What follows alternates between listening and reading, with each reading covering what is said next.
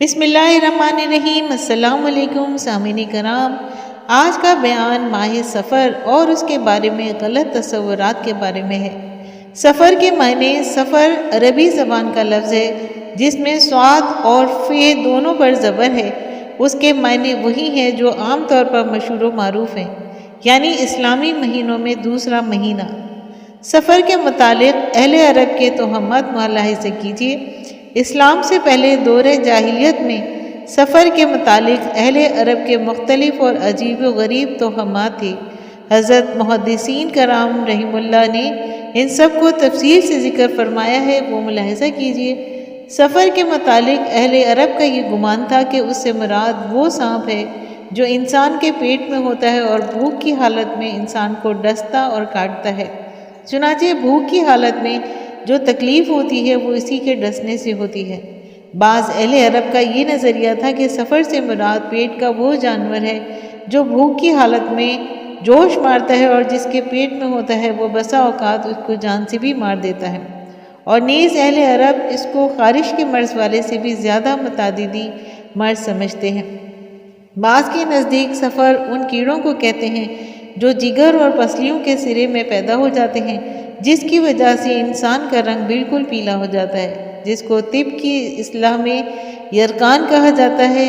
اور بسا اوقات یہ مرض انسانی موت کا بھی سبب بن جاتا ہے۔ بعض لوگ یہ کہتے ہیں کہ سفر ایک مشہور مہینہ ہے جو محرم اور ربیع الاول کے درمیان آتا ہے۔ لوگوں کا اس کے متعلق یہ گمان ہے کہ اس ماہ میں بکثرت مصیبتیں اور آفتیں نازل ہوتی ہیں۔ نیز اہل عرب سفر کا مہینہ آنے سے بدفعلی بھی لیا کرتے تھے، اور حضرت امام مالک رحمۃ اللہ علیہ کا بیان ہے کہ ایام جاہلیت میں لوگ ماہ سفر کو ایک سال حلال اور ایک سال حرام ٹھہرایا کرتے تھے۔ مطلب یہ ہے کہ کبھی اہل عرب ماہ محرم کو، جو ان کے نزدیک محترم مہینوں میں سے ہے اور اس میں جنگ و جدال حرام سمجھتے تھے، بڑھا کر سفر کو بھی اس میں شامل کر لیتے تھے، اور جنگ و جدال کو سفر میں بھی ناجائز قرار دیتے تھے، اور کبھی سفر کو محرم سے علیحدہ قرار دے کر محترم مہینوں سے اس کو خارج کر دیتے تھے، اور اس میں جنگ و جدال مباح سمجھتے تھے۔ سامعین کرام، یہ خیالات دور جاہلیت کے تھے۔ اب ذرا سفر کے متعلق دور حاضر کے لوگوں کے خیالات ملاحظہ کیجیے۔ آج کل بھی ماہ سفر کے متعلق عام لوگوں کے ذہن میں مختلف خیالات جمے ہوئے ہیں، جن میں سے کچھ یہ ہیں کہ بعض لوگ ماہ سفر میں شادی بیاہ اور دیگر پرمسرت تقریبات منعقد کرنے اور اہم امور کا افتتاح اور ابتدا کرنے سے پرہیز کرتے ہیں، اور کہا کرتے ہیں کہ سفر میں کوئی کی ہوئی شادی صفر ہوگی، یعنی ناکام ہوگی، اور اس کی وجہ عموماً ذہنوں میں یہ ہوتی ہے کہ سفر کا مہینہ نامناسب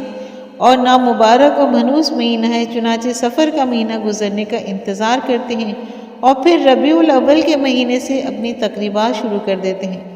اس وہم پرستی کا دین سے کوئی واسطہ نہیں، یہ محض باطل ہے۔ اور بعض لوگ ماہ سفر کی 1 سے 13 تاریخ تک کے ایام کو بطور خاص منحوس جانتے ہیں، اور 13 تاریخ کو کچھ گھومنیاں یعنی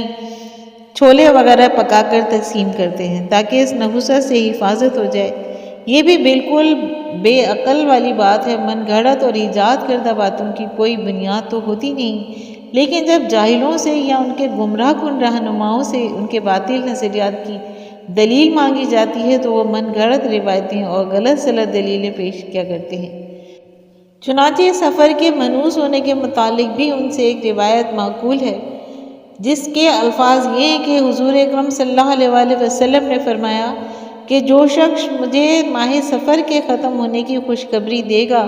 میں اس کو جنت کی بشارت دوں گا۔ اس کا ذکر موضوعات علی کاری صفحہ نمبر 69 میں ہے۔ اس روایت سے یہ لوگ ماہ سفر کے منحوس اور نامراد ہونے پر استدلال کرتے ہیں اور کہتے ہیں کہ سفر میں نحوست تھی، جبھی تو نبی اکرم صلی اللہ علیہ وآلہ وسلم نے یہ بات ارشاد فرمائی ہے اور سفر کے سلامت گزرنے پر جنت کی بشارت دی۔ پھر اگر اس روایت کے الفاظ پر غور کریں تو ان الفاظ میں کہیں بھی ماہ سفر کے منحوس ہونے پر کوئی اشارہ نہیں ہے، لہٰذا ان الفاظ سے ماہ سفر کو منحوس سمجھنا محض اختراع اور اپنا خیال ہے جس کی کوئی حقیقت نہیں ہے۔ تھوڑی دیر کے لیے اس روایت کے من گھڑت ہونے سے قطع نظر کر کے اگر اس کے الفاظ پر غور کریں تو اس کا مطلب یہ ہے کہ حضرت صلی اللہ علیہ وسلم کی وفات ماہ ربیع الاول میں ہونے والی تھی، اور آپ موت کے بعد اللہ جل شانہ کی ملاقات کے مشتاق تھے، جس کی وجہ سے آپ کو ماہ صفر کے گزرنے اور ربیع الاول کے شروع ہونے کی خبر کا انتظار تھا، اور ایسی خبر لانے پر آپ صلی اللہ علیہ وسلم نے اس بشارت کو مرتب فرمایا۔ چنانچہ تصوف کی بعض کتابوں میں اس مقصد سے اس روایت کو ذکر کیا گیا ہے، لیکن ماہ صفر کی نحوست اس سے قطعاً ثابت نہیں ہوتی۔ بعض لوگ بالمخصوص مزدور ماہ صفر کی آخری بدھ کو عید مناتے ہیں۔ اس دن کاریگر اور مزدور کام نہیں کرتے، مالک سے مٹھائی کا مطالبہ کرتے ہیں، اور ہر مزدور کو مٹھائی اور عیدی دی جاتی ہے۔ یہ بھی محض بے اصل بات ہے اور واجب الترک ہے۔ اسی طرح بعض لوگ اس دن چھٹی کرنے کو اجر و ثواب کا موجب سمجھتے ہیں، اور مشہور ہے کہ اس دن حضرت صلی اللہ علیہ وسلم نے غسل صحت فرمایا تھا۔ چنانچہ اس سلسلے میں ایک شعر بھی بنایا ہوا ہے کہ آخری چہار شنبہ آیا ہے، غسل صحت نبی نے پایا ہے۔ اس کی بھی کچھ اصل نہیں ہے، بلکہ اس دن تو حضرت صلی اللہ علیہ وسلم کے مرض وفات کی ابتدا ہوئی تھی، اور آپ صلی اللہ علیہ وسلم کی مرض وفات پر خوشی کیسی؟ بعض لوگ اس دن گھروں میں اگر مٹی کے برتن ہو تو وہ ان کو توڑ دیتے ہیں، اور اسی دن بعض لوگ چاندی کے چھلے اور تعویذات بنوا کر ماہ صفر کی نحوست، مصیبتوں اور بیماریوں سے بچنے کی غرض سے پناہ مانگا کرتے ہیں۔ یہ خالص وہم پرستی ہے جس کو ترک کرنا واجب ہے۔ زمانہ جاہلیت میں ماہ صفر کے متعلق بکثرت مصیبتیں اور بلائیں نازل ہونے کا جو اعتقاد اوپر نقل کیا گیا ہے، اسی کی بنیاد پر مذہبی لوگوں نے بھی اس ماہ کو مصیبتوں اور آفتوں سے بھرپور قرار دیا ہے، حتیٰ کہ لاکھوں کے حساب سے آفات و بلیات کے نازل ہونے کی تعداد بھی نقل کر دی گئی ہے۔ اور اسی پر اکتفا نہیں کیا بلکہ جلیل القدر انبیاء علیہ الصلاۃ والسلام کو بھی اسی ماہ میں مبتلا مصیبت ہونا قرار دیا ہے، اور پھر خود بھی انہوں نے نماز کے خاص طریقے بتلا دیے جن پر عمل کرنے سے عمل کرنے والا تمام مصائب و آلام سے محفوظ ہو جاتا ہے۔ یہ سب من گھڑت اور اپنی طرف سے بنائی ہوئی باتیں ہیں۔ یعنی خلاصہ یہ ہے کہ تمام باتیں محض غلط، بے بنیاد اور من گھڑت ہیں۔ قرآن و حدیث، صحابہ و تابعین، ائمہ مجتہدین اور سلف صالحین میں سے کسی سے بھی ان کا کوئی ثبوت نہیں ہے، بلکہ رحمت عالم صلی اللہ علیہ وسلم اپنے صاف اور واضح ارشادات کے ذریعے زمانہ جاہلیت کے توہمات اور قیامت تک پیدا ہونے والے تمام باطل خیالات اور سفر کے متعلق وجود میں آنے والے تمام نظریات کی تردید اور نفی فرما دی ہے، اور اس کے ساتھ عرب کے دور جاہلیت میں جن طریقوں سے نحوست، بدفعلی اور بدشگونی لی جاتی تھی، ان سب کی بھی مکمل نفی فرما دی، اور مسلمانوں کو ان تمام توہمات سے بچنے کی تاکید فرمائی۔ چنانچہ اب حضرت صلی اللہ علیہ وسلم کے چند ارشادات بھی ملاحظہ کیجیے کہ حضرت ابو ہریرہ رضی اللہ تعالیٰ عنہ رسول اللہ صلی اللہ علیہ وسلم سے روایت کرتے ہیں کہ آپ صلی اللہ علیہ وسلم نے ارشاد فرمایا کہ مرض کا لگ جانا، الو اور سفر اور نحوست، یہ سب باتیں بے حقیقت ہیں، اور جزامی شخص سے اس طرح بچو اور پرہیز کرو جس طرح شیر ببر سے بچتے ہو۔ اس کا ذکر بخاری شریف میں ہے۔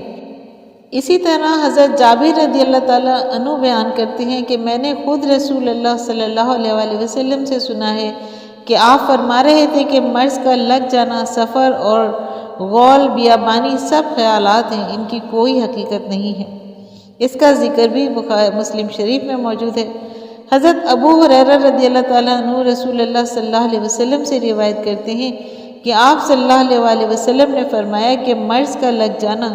الو، ستارہ اور سفر، یہ سب وہم پرستی کی باتیں ہیں، ان کی کوئی حقیقت نہیں۔ اس کا ذکر بھی مسلم شریف میں ہے۔ یعنی یہ سب بخاری اور مسلم کی صحیح حدیثیں ہیں۔ دیکھیے ان میں رحمت کائنات صلی اللہ علیہ وسلم نے سفر کے متعلق جتنے باطل نظریات، خیالات اور توہمات زمانے جاہلیت میں عربوں کے اندر رائج تھے، ان سب کو صاف نفی فرما دی اور کسی بھی قسم کے توہمات کی کوئی گنجائش نہیں رکھی۔ اور جہاں ان ارشادات کے ذریعے زمانے جاہلیت کے توہمات کی تردید ہو گئی، وہاں آپ کے انہی پاک ارشادات سے بعد کے زمانے میں قیامت تک پیدا ہونے والے تمام غلط خیالات و تصورات کی نفی بھی ہو گئی، کیونکہ آپ صلی اللہ علیہ وسلم کے یہ ارشادات قیامت تک کے لیے ہیں، اور ثابت ہو گیا کہ ماہ سفر میں ہرگز کوئی نحوست نہیں ہے، اور آفت و بلیات و امراض بھی اس مہینے میں نازل نہیں ہوتے۔ ان احادیث میں، ان جیسی دوسری احادیث میں سفر کے علاوہ اور بھی چیزوں کا ذکر ہے، اور حضرت صلی اللہ علیہ وسلم نے ان کی بھی تردید فرمائی ہے۔ اس کے علاوہ ایک اور توہم پرستی ہے کہ ایک کی بیماری دوسرے کو لگ جانا۔ سامعین کرام، زمانے جاہلیت میں لوگوں کا یہ اعتقاد تھا کہ بیمار کے پاس بیٹھنے یا اس کے ساتھ کھانے پینے سے اس کی بیماری دوسرے تندرست اور صحت مند آدمی کو لگ جاتی ہے، اور یہ لوگ ایسی بیماری کو ادوا یعنی متعدی مرض اور چھوت کی بیماری کہتے تھے۔ قدیم اور جدید طب میں بھی بعض بیماریوں کو متعدی اور چھوت کی بیماری قرار دیا گیا ہے، مثلاً کوڑ، خارش، چیچک، خسرہ، پائریا، آشوب چشم اور عام وبائی امراض وغیرہ۔ عام لوگوں میں چھوت چھات کا اعتقاد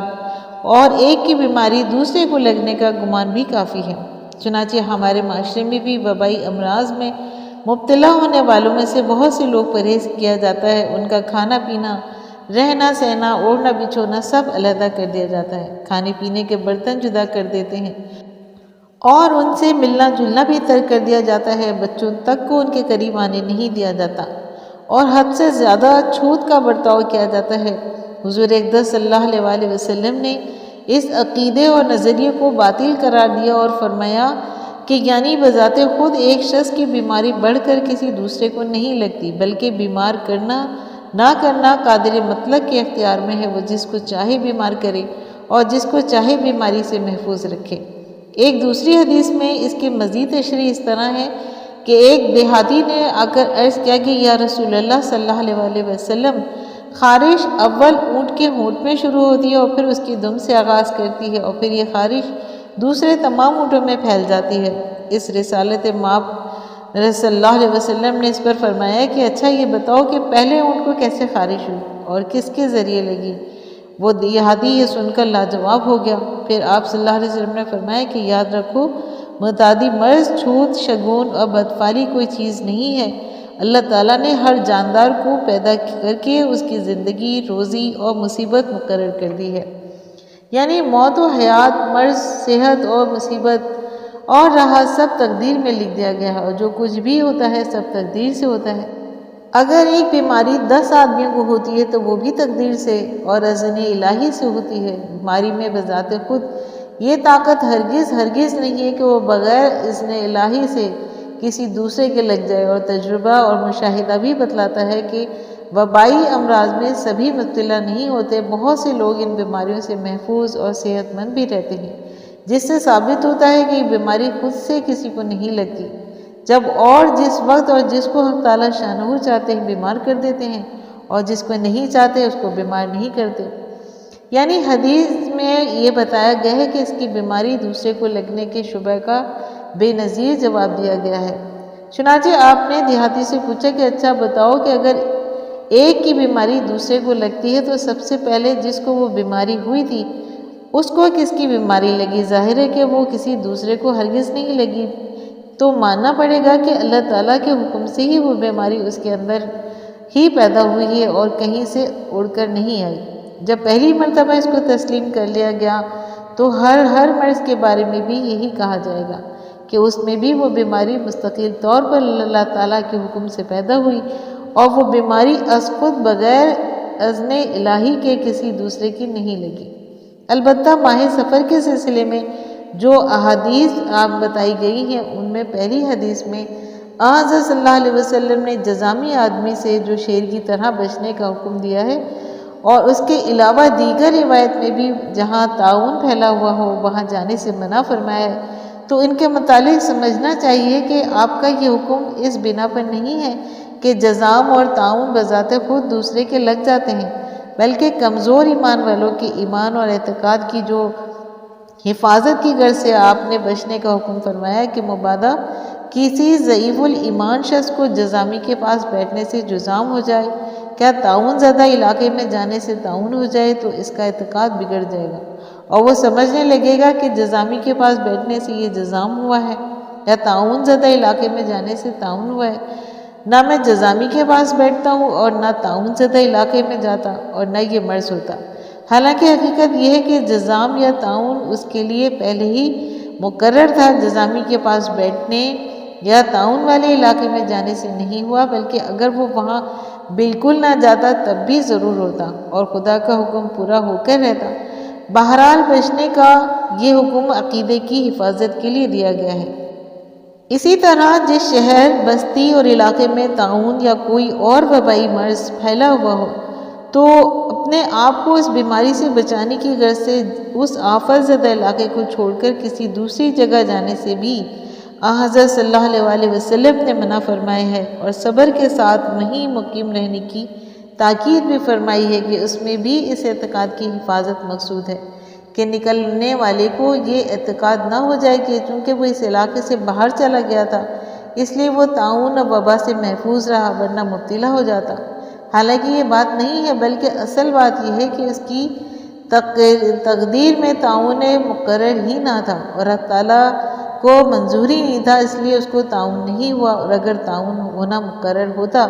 تو اس علاقے سے نکل جانے پر بھی طاعون ہو جاتا، اور اگر مقرر نہیں تھا تو اس علاقے میں رہنے کے باوجود طاعون نہ ہوتا۔ البتہ حفظ ما تقدم کے طور پر وبائی بیماریوں سے بچاؤ کے لیے حفاظتی ٹیکے بچوں اور بڑوں سے لگوانا اور اعتدال کے اندر رہتے ہوئے دیگر جائز احتیاطی تدابیر اختیار کرنا شرعاً جائز ہے۔ اسلام اس سے منع نہیں کرتا اور ہرگز وہ اس کے خلاف نہیں ہے، لیکن ان میں بھی اعتقاد رکھنا ضروری ہے کہ حفاظتی ٹیکے اور حفاظتی تدابیر اپنے مؤثر ہونے میں حکم خدا بندی کی محتاج ہیں۔ جب تک حکم ربی سے حفاظتی ٹیکے وغیرہ مفید اور باعث حفاظت ہیں، اور جب حق تعالیٰ کو بیمار کرنا مطلوب ہوگا تو یہ تمام حفاظتی ٹیکے اور تمام احتیاطی تدابیر خاک ہو جائیں گی، جس کا تجربہ اور مشاہدہ آنکھوں کے سامنے ہے۔ آج کل ویکسینیشن یا حفاظتی ٹیکے لگوانا بھی بہت ضروری سمجھا جانے لگا ہے، اور یہ ویکسینیشن پر ایسا مکمل یقین ہوتا ہے کہ اب وہ بیماری جس کی حفاظت کا ٹیکہ لگوایا ہے نہیں ہو سکتی، اور نہ لگوانے پر اگر بیماری ہو جائے تو اس کی ساری ذمہ داری ٹیکہ نہ لگوانے کو قرار دیا جاتا ہے۔ حق تعالیٰ کی ذات پر کچھ بھی توکل اور بھروسہ معلوم نہیں ہوتا، یہ بھی حد سے زیادہ تجاوز ہے اور قابل اصلاح بات ہے، کیونکہ حفاظتی ٹیکہ یا ویکسینیشن محض ایک تدبیر ہے جس کو اختیار کرنے میں بذات خود کوئی قباحت نہیں ہے، مگر اس میں حد سے بڑھ کر حق تعالیٰ سے نظر ہٹا لینا کس طرح جائز نہیں ہے۔ اعتقاد اور بھروسہ ہر وقت اللہ تعالیٰ کی ذات پر ہونا ضروری ہے، اور اس بات کا یقین رکھنا واجب ہے کہ بیماری اور تندرست سب اللہ تعالیٰ کے حکم سے ہوتی ہے۔ اسی طرح بدشگونی اور بدفعلی کے بارے میں ملاحظہ کریں کہ زمانے جاہلیت میں عربوں کے اندر شگون اور فال نکالنے کا بھی بہت رواج تھا۔ ان کی یہ عادت تھی کہ جب کوئی کام کرنے کا ارادہ کرتے تو کسی ہرن کو یا اس کی جگہ سے دوڑاتے اور بھڑکاتے یا کسی پرندے کو اڑا دیتے کہ اگر پرندہ یا ہرن دائیں جانب جاتا تو اس کو مبارک سمجھتے اور نیک فال لیتے اور وہ کام کر لیتے۔ نیز سفر پر جانا ہوتا تو چلے جاتے، اور اگر پرندہ بائیں طرف کو اڑ جاتا یا ہرن بائیں جانب چلا جاتا تو اس کو نامبارک اور منحوس سمجھتے، اور پھر وہ کام نہ کرتے اور جہاں جانا ہوتا تو وہاں بھی نہیں جاتے تھے۔ رحمت کائنات صلی اللہ علیہ وسلم نے فرمایا کہ اس کی مکمل تردید فرما دی اور واضح فرمایا کہ بدفعلی اور بدشگونی محض بے حقیقت اور غلط بات ہے۔ ان کا کسی کام کے برے ہونے یا کسی ضرر و نقصان کے دور کرنے یا کسی قسم کا فائدہ حاصل ہونے میں بالکل عمل دخل نہیں ہے، بلکہ اس قسم کا اعتقاد رکھنا جائز بھی نہیں ہے۔ کامیابی اور ناکامی، نفع و نقصان سب حق تعالیٰ کے قبضے میں ہے، اور وہ جو چاہتا ہے کرتا ہے، کوئی چیز اس کی قدرت سے باہر نہیں۔ پرندے یا ہرن کے دائیں طرف جانے میں کوئی خیر اور بائیں جانب جانے میں کسی طرح کی کوئی برائی بالکل نہیں ہے۔ سامعین کرام، امید کرتی ہوں کہ آپ کو آج کا میرا بیان پسند آیا ہوگا، اور جو معاشرے میں بدشگونیاں، بدفعلیاں اور توہمات پھیلے ہوئے ہیں اس کے بارے میں جان کر بھی آپ کی علمی معلومات میں اضافہ ہوا ہوگا۔ اگر آپ کو آج کا بیان پسند آیا ہے تو آپ اپنے چینل فضائل اسلام کو لائک اور سبسکرائب کیجیے اور ساتھ لگے بیل آئیکن کو پریس کیجیے تاکہ آنے والی نئی ویڈیوز کا نوٹیفیکیشن آپ کو سب سے پہلے ملے۔ شکریہ۔